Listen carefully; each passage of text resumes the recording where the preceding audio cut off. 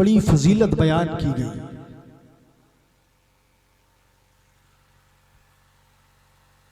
इल्म दीन का सीखना फर्ज है। इतना इल्म दीन सीखना फर्ज है जो अपने रोजमर्रा के आने वाले मसाइल जो हैं उनको खुद हल कर सके।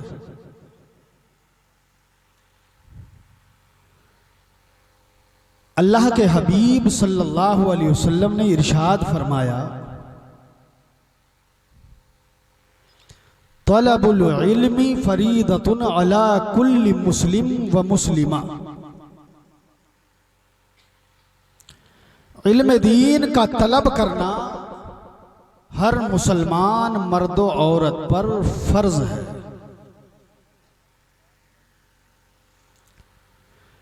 कुरान अजीम में नून वल कलम कहा गया।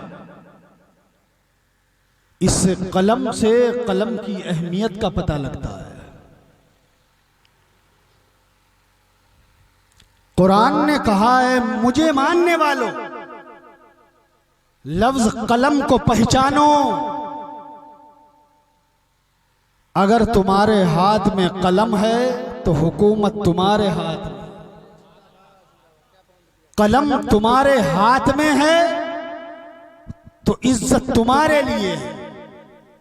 कलम तुम्हारे हाथ में है, इल्म तुम्हारे पास है तो तुम इज्जत वाले कहलाओगे। बुलंदी तुम्हारे कदमों को चूमेगी। रिफातो बुलंदी तुम्हारे कदम हर मोड़ पर चूमती नजर आए। और जिसके पास इल्म नहीं है वो शख्स जानवर से भी बदतर है। इल्म अक्ल को रोशन करता है। इल्म से दिल में नूर पैदा होता है। इल्म से इंसान अच्छी बुरी बात को पहचानता है। कहां जा रहे हैं कारी? हाँ, अच्छी बुरी चीजों को पहचानता है। ऐ लोगों, हमारे तुम्हारे नबी सल्लल्लाहु अलैहि वसल्लम ने इरशाद फरमाया, उतलुबुल इल्म वलौ काना फिस्सीन।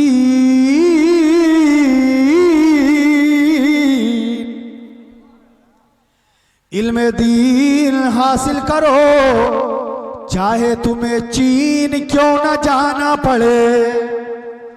अल्लाह अल्लाह मेरे आका ने एक दो मकाम पर नहीं बल्कि सैकड़ों मकामात पर इल्म की फजीलत को बयान फरमाया है। ऐ लोगों, आज हमारे पास इल्म नहीं है, इसीलिए हम हर जगह पर हर मोड़ पर परेशान नजर आ रहे हैं।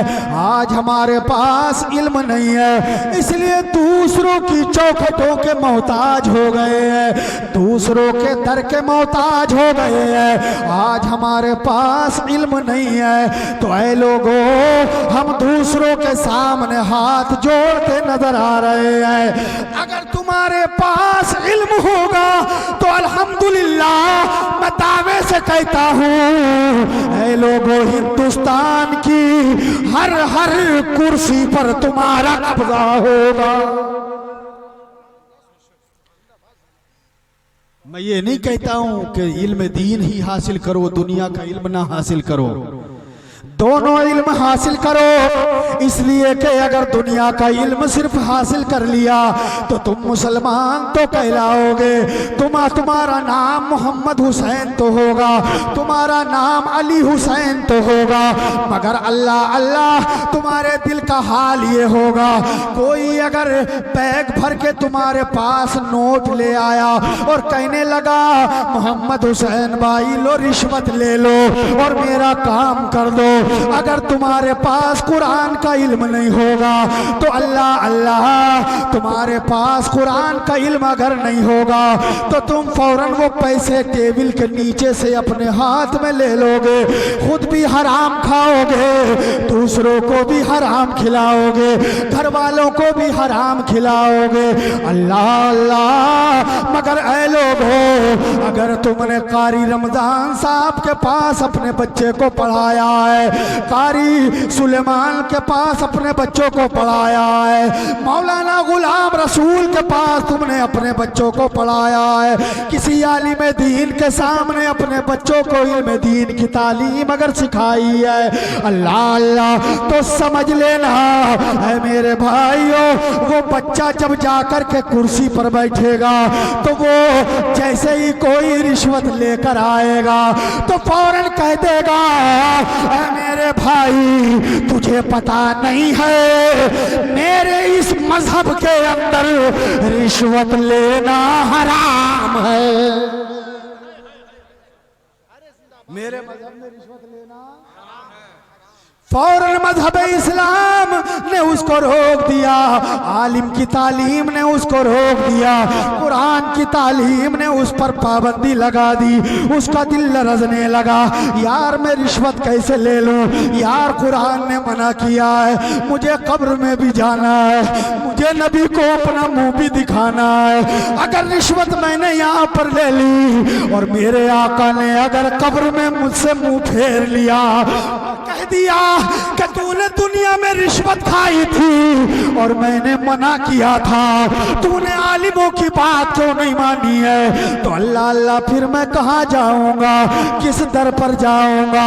वो कह रहा है, अरे मेरा यकीन दुनिया के किसी कानून पर नहीं है, मेरा यकीन तो आमना के बनाए हुए कानून पर है, मुस्तफा जाने रहमत के कानून पर है, आमना के लाल मदीने के ताजदार के कानून।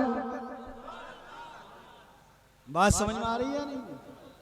हाँ, इल्म दीन अपने बच्चों को सिखाओ, दुनिया का भी इल्म सिखाओ, ग्रेजुएट अगर बनाओ तो कुरान का इल्म भी सिखाओ, दीन का इल्म भी सिखाओ और दुनिया का भी इल्म सिखाओ।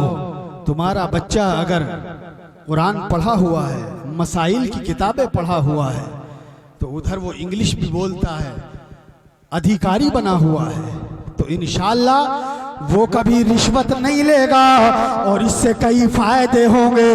पहला फायदा तो ये होगा कि मजहब इस्लाम के बारे में दूसरा रिश्वत लेने देने वाला समझ जाएगा, अरे यार देखो इनका कितना अच्छा मजहब है कि इनका मजहब रिश्वत लेने को मना कर रहा है। दूसरी बात ये है, सिर्फ इसमें कौम की ही इज्जत नहीं बढ़ेगी, सिर्फ इस्लाम ही का वकार बुलंद नहीं होगा लोगों की नजर में, बल्कि एक फायदा ये भी होगा कि जो हिंदुस्तान में बाबू की कुर्सी पर बैठकर और वो सूदखोरी करते हैं, जो रिश्वत खाते हैं, जो घूस खाते हैं, तो समझ लो मुल्क का भी फायदा होगा और मजहब इस्लाम का भी सर फख्र से बुलंद हो जाए।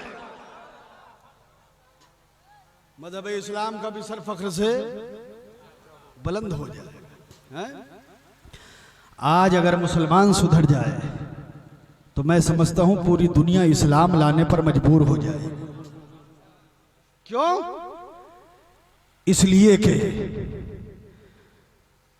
आज जो इस्लाम फैल रहा है, आज जो दुनिया में इस्लाम बढ़ रहा है, वो इन मुसलमानों की वजह से नहीं बढ़ रहा है, बल्कि मजहब इस्लाम अपनी हक्कानियत की बुनियाद पर फैलता चला जाता है,